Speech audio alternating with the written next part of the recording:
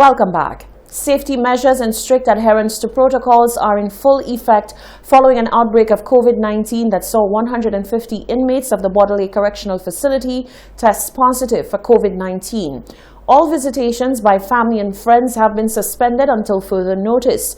Prison Director Hilary Herman says while it is regrettable, there is no way around this issue as all safety and security measures are in full effect during this challenging time.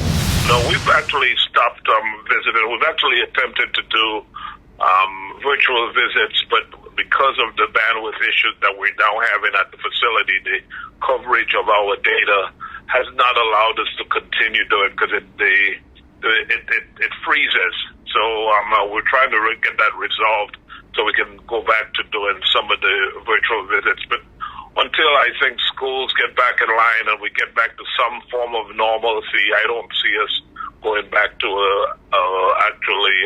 in-person visit. The public is asked to note that virtual visits are expected to recommence on the 15th of March 2021. Authorized item drop-offs for inmates are being accommodated daily by appointments 24 hours prior to the planned drop-off.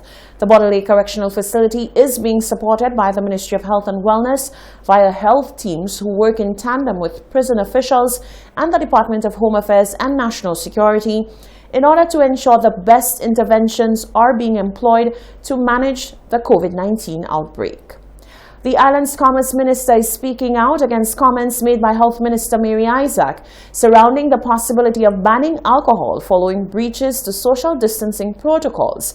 Bradley Felix says that not only does government have no intention to ban alcohol, but doing so will deal a deadly blow to the economy. Nisha Charles reports. Health Minister Mary Isaac has expressed disappointment in the behavior of St. Lucians for breaching social distancing protocols due to alcohol use. She even suggested that the hand of the government could be forced to take the most drastic of measures with an outright alcohol ban.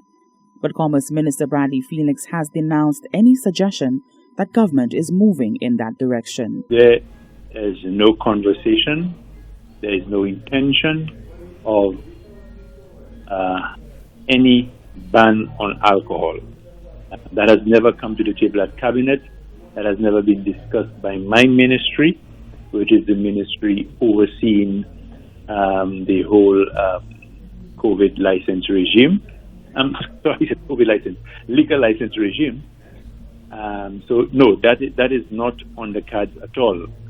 However, what I think is of interest in the comments that the minister made is that it has reignited conversation as to the ills of alcohol and that people should be more responsible in their use of alcohol. In fact, Minister Felix says that more individuals are seeking approval to obtain liquor licenses and that banning the sale of alcohol would be disastrous for the economy. You just take a drive around St. Lucia in our various villages and towns and you could count, a significant number of establishments where people earn their livelihood from the sale of alcohol. I'm also aware that a significant number of people are trying to get liquor licenses so that they can establish such establishments. So it is a significant trade.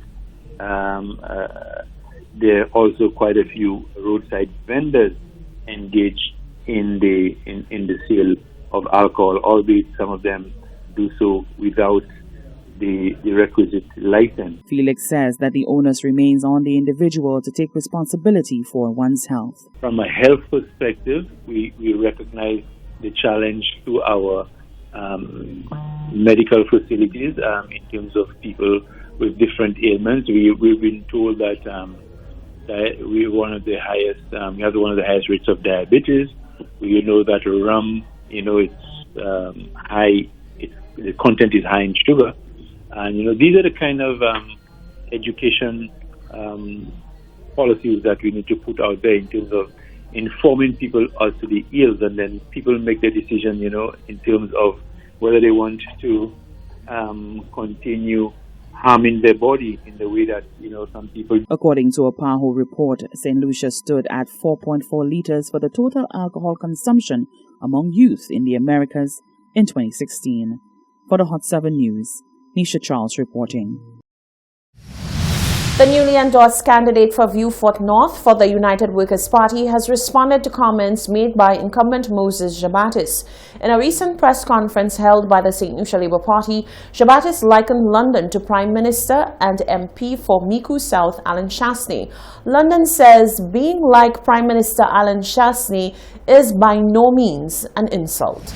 I call it an endorsement, actually, that I act exactly like the Prime Minister, and that is an endorsement. I love it, because Vieux Fort North and Vieux Fort and Micoud South are neighboring constituencies, and the work that is going on in Micoud South is nothing compared to what has not happened in Vieux Fort North over the last terms, approaching 3 terms that he has represented the people of there.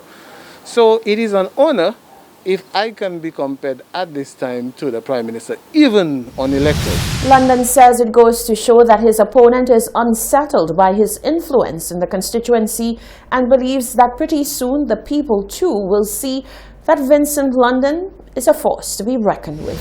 It just shows how lazy that they have been. And so if, as an endorsed candidate, that all of those things are happening, as he's rightfully said, in Vieux Fort North, imagine what is going to happen when the people of Vieux Fort North finally select or elect a candidate on the UWP side to represent them in Parliament.